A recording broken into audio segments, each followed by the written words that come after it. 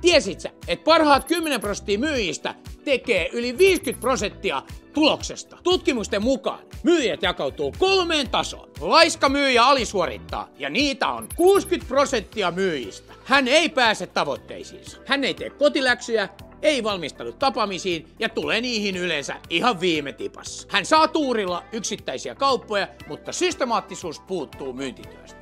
Perusmyyjä, joita on noin 30%, pääsee joka kuukausi tavoitteeseensa. Perusmyyjä tekee sen, minkä lupaa, mutta ei laita ylimääräistä vaihdetta silmään. Hän pysyy myyntiprosessissa ja on mukava työkaveri. Huippumyyjä ei välttämättä ole sun paras kaveri, mutta se ei istu kahvihuoneessa, vaan keskittyy kaupan tekoon. Huippumyyjällä on nälkä ja se ottaa ne muutamat ylimääräiset askeleet. Ja siksi se tienaa tuplasti enemmän kuin perusmyyjä. Jos sä haluat tietää stepit perusmyyjästä huippumyyjäksi, mä paljastan ne Rubatalk Business -kanavalla, joka löytyy mun profiilista.